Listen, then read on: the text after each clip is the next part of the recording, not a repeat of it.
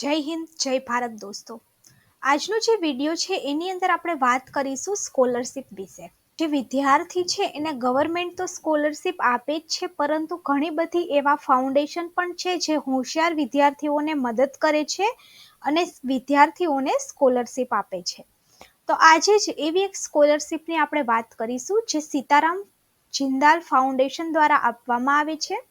તો આ વિડીયોની અંદર હું તમને પૂરી માહિતી આપવાની છું કે આ સ્કોલરશિપની અંદર કયા કયા વિદ્યાર્થીઓ એપ્લાય કરી શકે છે, આની અંદર વિદ્યાર્થીઓને કેટલી સ્કોલરશિપ આપવામાં આવે છે અને આનું જે ફોર્મ છે એ કેવી રીતે ભરવાનું છે.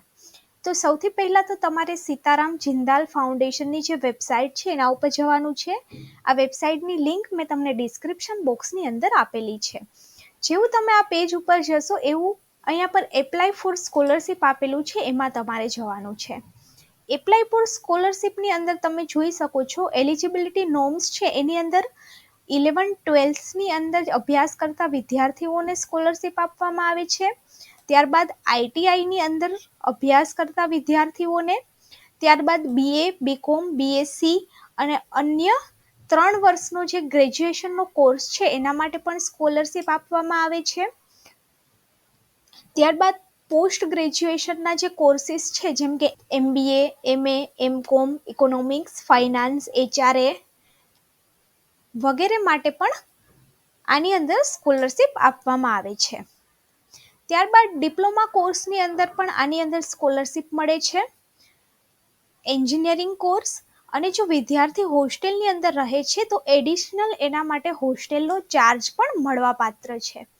હવે એલિજિબિલિટીની વાત કરીએ તો આની અંદર 11-12ની અંદર મિનિમમ 60 અને 55% માર્ક્સ હોવા જોઈએ બોયઝ અને ગર્લ્સના.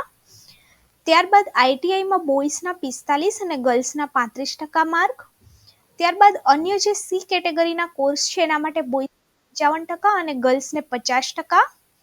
ગ્રેજ્યુએશન્સ માટે બોયઝના 60% અને ગર્લ્સને 55%. ત્યારબાદ કેટેગરી ડી ડિપ્લોમા કોર્સ માટે પણ બોયઝના 55 અને ગર્લ્સના 50%. ત્યારબાદ મેડિકલ કોર્સિસમાં બોયઝને 65% અને ગર્લ્સના 60%. ત્યારબાદ આની અંદર સ્કોલરશિપની વાત કરીએ તો ધોરણ 11 અને 12ની અંદર છોકરીઓને 700 રૂપિયા અને છોકરાઓને 500 રૂપિયા સ્કોલરશિપ આપવામાં આવે છે.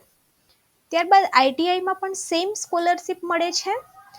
જો તમે કેટેગરી સીમાં ગ્રેજ્યુએશન કરો છો તો 1400 અને 1100 રૂપિયા. ત્યારબાદ જો તમે પોસ્ટ ગ્રેજ્યુએશન કરો છો તો તમને મહિને 1800 અને 1500 રૂપિયા મળે છે. ત્યારબાદ ડિપ્લોમા માટે 1200 અને 1000 રૂપિયા. ત્યારબાદ એન્જિનિયરિંગના કોર્સ માટે 2300 અને 2000 રૂપિયાની સ્કોલરશિપ આપવામાં આવે છે. અને જો સ્ટુડન્ટ હોસ્ટેલની અંદર રહે છો તો એડિશનલ આઈટીઆઈ અને ડિપ્લોમા માટે 1200 રૂપિયા અને મેડિકલ એન્જિનિયરિંગના કોર્સ માટે 1800 રૂપિયા ચૂકવવામાં આવે છે. હવે આમાં અરજી કરવાની વાત કરીએ તો તમારે અહીંયા જે એપ્લિકેશન્સ એન્ડ એનેક્સ્ચર આપ્યું છે એના ઉપર જવાનું છે. જેવું એના ઉપર જશો એવું આ એક પીડીએફ ઓપન થઈ જશે. તો આ જે ફોર્મ છે તમારે પીડીએફ ફોર્મેટમાં ભરી અને અહીંયા પર એક એડ્રેસ આપેલું છે,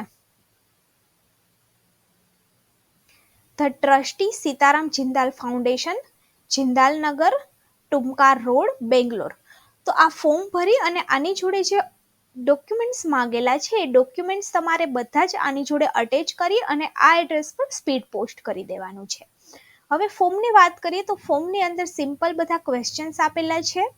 આના જોડે ડોક્યુમેન્ટ્સની વાત કરીએ તો એસએસસી અને એચએસસીની માર્કશીટ, ત્યારબાદ લાસ્ટ જે એક્ઝામ પાસ કરી હોય તેની માર્કશીટ, ત્યારબાદ ફોટો, આની અંદર પેરેન્ટ્સનું ઇન્કમ સર્ટિફિકેટ, ત્યારબાદ એન્યુઅલ ફી કેટલી છે એ, અને જો ગવર્મેન્ટની અંદર એડમિશન લીધું છે તો એની મેરિટ સ્કોર શું છે એ.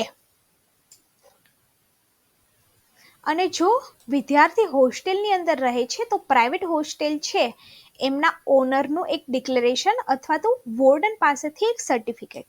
તો આટલા બધા ડોક્યુમેન્ટ્સ છે એ તમારે આ ફોર્મની જોડે અટેચ કરી અને આ એડ્રેસ પર મોકલી દેવાના છે. ત્યારબાદ આ એક ડિક્લેરેશન આપ્યું છે એ પણ તમારે તમારા કોલેજના પ્રિન્સિપલ અથવા તો પ્રોફેસર છે એમનું સિગ્નેચર સાથેનું આની અંદર અટેચ કરવાનું હોય છે. હવે આની અંદર જો તમારો કોર્સ છે એ 1 વર્ષથી ઓછો હશે તો સ્કોલરશિપ છે મળવા પાત્ર થતી નથી.